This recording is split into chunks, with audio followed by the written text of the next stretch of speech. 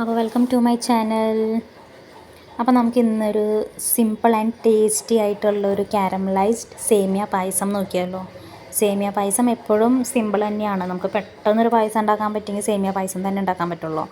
ഇത് അതേപോലെ തന്നെ നമുക്കൊരു കാരമലൈസ്ഡ് ചെയ്തിട്ടാണ് ഉണ്ടാക്കുന്നത്. അപ്പോൾ നമുക്ക് അതിൻ്റെ റെസിപ്പി നോക്കാം. അപ്പോൾ ചീനച്ചട്ടിയിലേക്ക് ഞാൻ നെയ്യ് ഒഴിച്ച് കൊടുത്തിട്ടുണ്ട്. നമുക്ക് കുറച്ച് കാര്യങ്ങൾ വറുത്തെടുക്കാനുണ്ട്.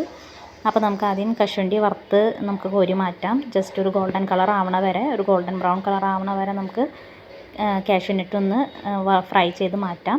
അതിലേക്ക് നമുക്ക് ഉണക്കമുന്തിരിയും കൂടി ഇട്ട് അതും കൂടി ഒന്ന് ഫ്രൈ ചെയ്തെടുക്കാം.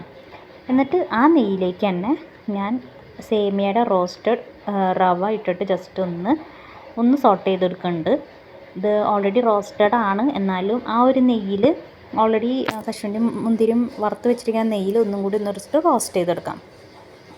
എന്നിട്ട് നമ്മുടെ മെയിൻ ഇൻഗ്രീഡിയൻ്റ് ആണ് കാരമലൈസ്ഡ്. അപ്പോൾ നമുക്ക് കാരമലൈസ് ചെയ്തെടുക്കാം.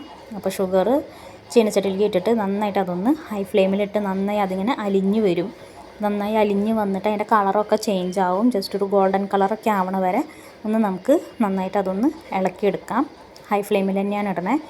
നോക്കാം, കുറച്ചും കൂടി കരിഞ്ഞ് പോയി കഴിഞ്ഞാൽ അതിനൊരു കയ്പ്പ് ടേസ്റ്റ് വരും കാരമലൈസ്ഡ് ഷുഗറിന്. അപ്പോൾ അത് വരാണ്ടിരിക്കാൻ ജസ്റ്റ് ഒരു ഗോൾഡൻ കളറൊക്കെ ആകുമ്പോഴേക്കും നമുക്കതിലേക്ക് പാലോ വെള്ളമോ ഒഴിച്ചു കൊടുക്കാം. അപ്പോൾ ഈ പാലും വെള്ളം ഒഴിക്കുമ്പോൾ ഇതിങ്ങനെ പുകഞ്ഞ് വരും. അപ്പോൾ അതൊന്ന് ശ്രദ്ധിക്കുക. പിന്നെ പാൽ ഒഴിക്കുമ്പോൾ ജസ്റ്റ് ഇതിങ്ങനെ കട്ട പിടിച്ചിരിക്കും. അതെന്നാലും കുഴപ്പമില്ല, നന്നായിട്ട് ഇളക്കിക്കൊണ്ടിരിക്കുക. ഇളക്കി കഴിയുമ്പോൾ അതും ഇങ്ങനെ നന്നായിട്ട് നല്ല അലിഞ്ഞ് നമുക്ക് കിട്ടും. അപ്പോൾ അതിലേക്ക് എന്നിട്ട് നമുക്ക് ആവശ്യത്തിനുള്ള പാൽ ഒഴിച്ചിട്ട് നമുക്ക് സേമിയ ഇട്ട് വേവിച്ചെടുക്കാം.